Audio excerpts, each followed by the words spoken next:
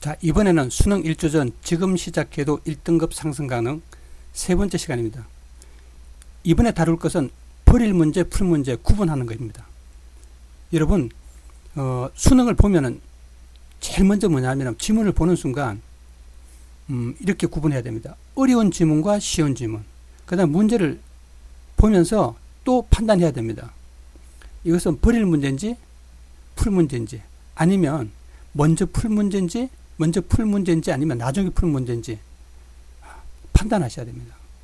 자, 예를 들면은 특히 여러분들은 문학은 직접 연계가 되기 때문에 공부를 웬만큼 한 친구는 고전시와 현대시는 거의 다 직접 연계가 굉장히 높습니다. 이런 직접 연계가 높은 문제들은 무조건 풀어야 됩니다. 어렵지 않습니다. 그래서 직접 연계되는 부분은 확실히 풀어야 되고, 두 번째, 현대소설이든 고전소설은 100% 직접 연계는 되지 않고 부분 직접 연계가 되는 경우가 많습니다. 일부는 EBS에 책에 나오고 일부는 EBS에서 나오지 않는 것이죠.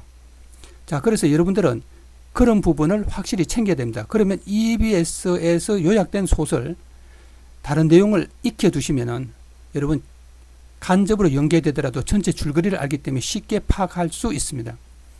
자, 그래서 여러분 이제 이런 부분을 열심히 생각해서 여러분들은 문제를 풀어야 합니다. 자, 그러면 실제로 문제를 한번 볼까요? 자, 어떠냐 하면 여러분들 문학 같은 경우에는 이제 제가 충분히 설명을 했습니다. 그럼 여러분 화법도 마찬가지예요. 화법도 보면 화법 그렇게 어려운 문제가 별로 없어요. 그럼 여러분들은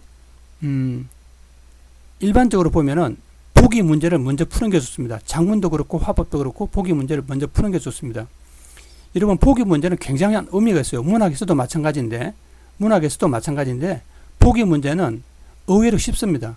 많은 학생들이 보기 문제는 3점짜리이기 때문에 되게 어렵다고 생각합니다. 실제 그렇지 않습니다. 보기를 잘 보면 보기에 답이 힌트가 있기 때문에 쉽게 정답을 풀 수 있습니다. 그래서 문학에서는 보기는 무조건 읽어라. 여러분 보기를 먼저 읽으면은 그 속에 많은 힌트가 있기 때문에 다른 문제도 굉장히 빨리 풀 수 있습니다. 자, 그 다음에 마지막으로 한 가지 더 말씀드릴게요. 어려운 질문하고 쉬운 질문은 다시 한번 반복하지만 굉장히 중요한 부분입니다. 그래야지 여러분이 버릴 문제, 버릴 지문을 판단하는 거예요.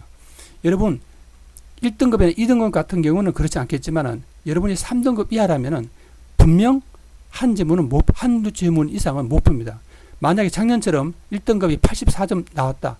이러면 굉장히 여러 지문을 놓치게 됩니다. 그리고 최근에 경향이 특이하게 나오는데 문법도 뭐예요? 일치 불일치가 있어요. 그래서 겁먹지 말고 풀면은 세 문제 정도는 어렵지 않게 맞출 수 있습니다. 그래서 이 부분 관심 가지고 보시고 되게 어려운 지문 포기하세요. 어려운 지문. 그래서 버릴 문제를 판단하는 거예요. 이제 마지막으로 비문학이에요.